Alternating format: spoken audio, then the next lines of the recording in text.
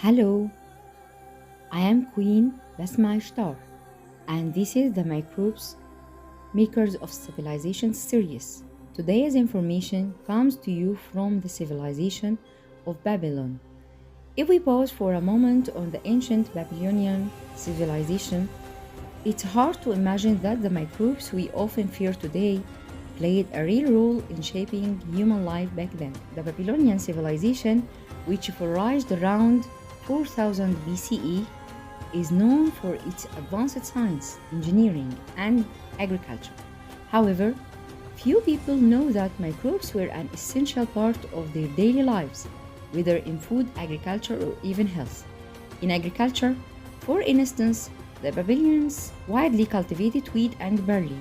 They understood that some soil types were rich in natural materials that helped plants grow.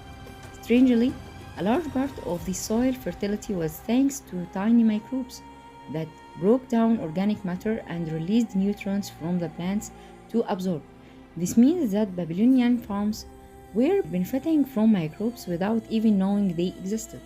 Microbes were also present in their food. The Babylonian civilization was known for its fermented bread and alcoholic beverages extracted from barley and wheat.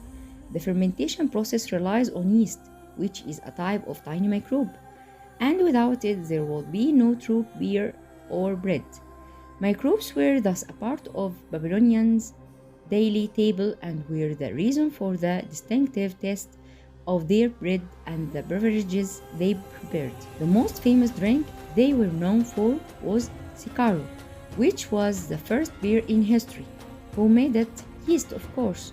Women in summer would ferment barley and leave it under the sun for 2 days. The yeast would go to work, and the result was a sacred drink offered to the gods. Fermented cheeses. The Babylonians learned that if milk was left for a long time under the sun, it would turn into a thick mass. Microbes converted the lactose sugar in the milk into lactic acid. They started using this to make naturally fermented cheeses, often from sheep or goat milk, which was an important method of preservation. Fermented grain and legume sauces. They would mix grains and legumes with salt and leave them to ferment for a while. Microbes would break down proteins and starches, producing strong flavors, similar to modern miso or Asian sauces. Fermented date juice, date wine. They used dates and water and let them fermented naturally. Microbes present in the dates converted the sugars into alcohol. This was a drink for kings and was sometimes mixed with herbs and honey.